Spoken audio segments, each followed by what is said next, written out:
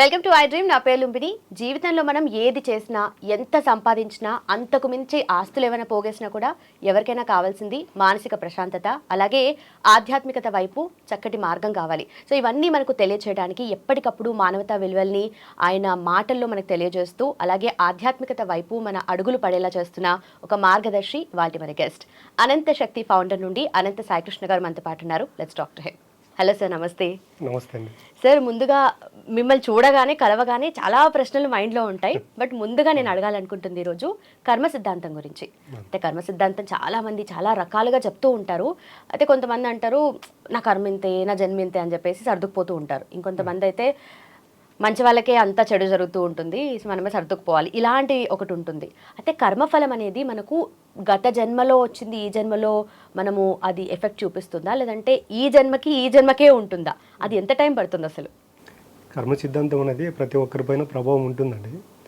But మనిషి ఏం చేస్తున్నాడంటే ఇక్కడ ప్రజెంట్ ఇప్పుడున్న పరిస్థితుల్లో వీటి గురించి ఆలోచన చేస్తున్నాడు, కానీ ఇప్పుడున్న కష్టం కావచ్చు, నష్టం, బాధ, దుఃఖము ఈ పరిస్థితుల్లో ఆలోచన చేస్తున్నాడు. కాబట్టి గత జన్మలో మనం ఏం చేసాము, ఏం చేస్తే ఇప్పుడు ఈ యొక్క కష్టాలు అనుభవిస్తామనేది మనిషి తెలుసుకోలేకపోతున్నాడు అనమాట. ఇవన్నీ ఎందుకు జరుగుతున్నాయంటే మనిషికి తనకు తాను తెలియకపోవడం, అసలు ఆధ్యాత్మిక సత్యం అనేది తెలియకపోవడం అండి. కాబట్టి మనిషికి ఇన్ని కష్టాలండి. కర్మ సిద్ధాంతం అనేది మనకు ఈ జన్మలో చేసింది కొన్నిసార్లు ఈ జన్మలోనే చూపిస్తుంది. కొన్ని ఎలాగుంటాయంటే జన్మ పరంపర కొన్ని ఉంటాయి అనమాట. ఇప్పుడు మనం ఎగ్జాంపుల్ తీసుకుంటే ఇప్పుడు చూడండి, శ్రీకృష్ణుడు ఉన్నాడు, వాళ్ళ మేనమామ ఉంటాడు కంసుడు. ఆయన చూడండి, ఆయనకు ఒక ఆకాశవాణి చెప్తుంది అనమాట, మీ చెల్లెలకు పుట్టబోయే 8వ సంతానం ద్వారా నీకు చావు ఉంటుందని. ఇక్కడ చూడండి, ఆయన వాళ్ళ చెల్లెల్ని కారాగారంలో బంధించేస్తాడు, వసుదేవుని తర్వాత దేవకిని. చూడండి అక్కడ కర్మ అనేది ఎలా పనిచేస్తుందంటే మనం ఎక్కడ సప్త సముద్రాల అవతల ఉన్నా కూడా కర్మ అనేది వదిలిపెట్టదండి. 100% దాని యొక్క ప్రతిమ అనేది తీర్చుకొని తీరుతుంది. ఇక్కడ చూడండి, 8వ సంతానం నన్ను చంపుతుందని ఆయన తెలుసుకున్నప్పుడు ఆ 8వ సంతానం ఇప్పుడు కారాగారంలో పెట్టేసినాం అనుకోండి, ఇక్కడే ఉంటారు, పుట్టే ప్రతి బిడ్డ మనకు తెలుస్తుంది, ఇక్కడే చంపేయచ్చు కదా అని వాళ్ళని ఇద్దరిని తీసుకెళ్ళి కారాగారంలో పెట్టేస్తాడు.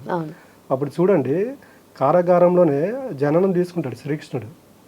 జన్మ తీసుకున్న తర్వాత ఒక 15 సంవత్సరాల తర్వాత వచ్చి ఆయన్ని సంహరిస్తాడో లేదా. ఆ విధంగా అండి కర్మ అనేది ఎప్పుడు మనిషిని వెంటాడుతూనే ఉంటుంది. ఇలా ఎలాగుంటుందంటే పాజిటివ్ కర్మ ఉంటుంది, నెగిటివ్ కర్మ ఉంటుంది. మనం చేసే పనిని బట్టి మన యొక్క రిజల్ట్ అనేది ఉంటుందండి. కాబట్టి మనిషి ఎప్పుడు ఎలా ఉండాలంటే మనం చేసిన తప్పులు ఏవైతే ఉన్నాయో వాటికి ప్రతిఫలంగానే ఇప్పుడు మనం అనుభవిస్తున్న ప్రజెంట్ లైఫ్ అండి.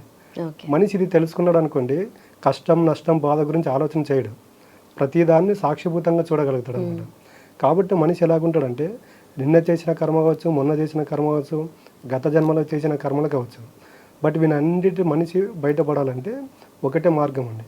మనం ఎవరినైతే దేవుణ్ణి పూజిస్తున్నామో లేకపోతే అనంత శక్తి అనుకుంటున్నామో వీటన్నిటికి ఎలాగుండాలంటే మనిషి చేసిన తప్పులకు ఫస్ట్ ప్రాయశ్చిత్తం ఉండాలి, పరివర్తన చెందాలి, దానికి రక్షణ వైపు కూడా అడుగులు వేస్తూ ఉండాలండి.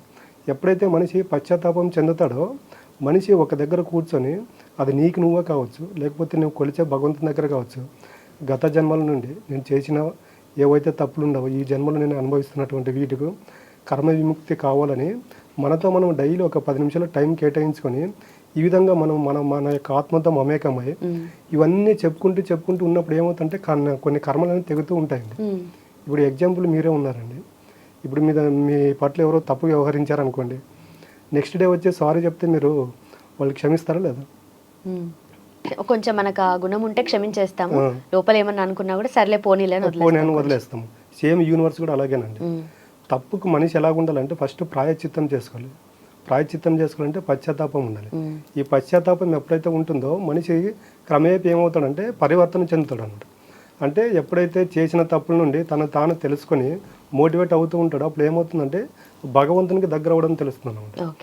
అంటే తనకు తాను ఎప్పుడైతే దగ్గర అయ్యి క్షమాగుణం అనేది ఎప్పుడైతే మనలో మార్పు తీసుకొస్తుందో ఆటోమేటిక్గా ఏమవుతుందంటే మనకి జరిగే పనులు కూడా పాజిటివ్ వైపుగా జరగడానికి అవకాశం ఉంటుంది.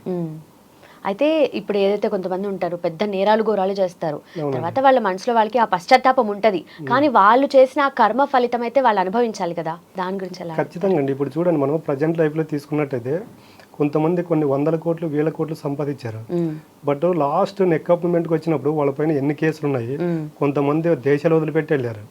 బట్ ఇదంతా ఎలాగుంటుందంటే కర్మ అనేది ఒక స్టేజ్ వరకు పనిచేస్తుందండి. యూనివర్స్ సిద్ధాంతం ఎలాగ ఉంటుందంటే ఫస్ట్ అవకాశం ఇస్తుందండి. దాన్ని మనం అనక్లిక్ చేసుకోలేకపోతే ఏమవుతుందంటే దాని యొక్క ప్రతిఫలం అనేది వేరే రకంగా ఉంటుంది. బట్ మనిషి ఇవన్నీ ఎలాగుంటాడంటే తెలుసుకోలేకపోతున్నారంట. యూనివర్స్ సిద్ధాంతం ఎలా పనిచేస్తుంటే కర్మ సిద్ధాంతం పైన సామభేద దండోపాయం అనమాట. ఇప్పుడు ఇంట్లో మీరు ఉన్నారండి, ఒక చిన్న పిల్లోడు అల్లరి చేస్తూ ఉంటాడు, ఫస్ట్ మిమ్మల్ని డిస్టర్బ్ చేస్తూ ఉన్నాడు అనుకో, ఫస్ట్ ఏం చెప్తారు, అల్లరి చేయొద్దా అని చెప్పేస్తారు. కొంచెం ఇంకా అలాగే చేస్తున్నారు అనుకోండి, మీరేం చేస్తారు, గట్టిగా అరుస్తారు. అలాగే కంటిన్యూ చేస్తే కొట్టేదాకా కూడా వెళ్తాం. సేమ్ యూనివర్స్ కూడా అలాగేనండి, ఫస్ట్ అవకాశం ఇస్తూ వస్తుంది అన్నమాట. మనిషి మారుతాడని ఎప్పుడైతే మనిషి మారడో తన యొక్క కర్మ ఏదైతే ఉంటుందో దాన్ని అనుభవించి వాళ్ళ ముందు నిలబెట్టేస్తుంది. ఇప్పుడు మనం మాట్లాడుకున్నాం, దేశాలు వదిలిపెట్టి వెళ్ళారని. సేమ్ అలాగే చూడండి, అంటే ఇదంతా నెగిటివ్ కర్మ అనుకోండి.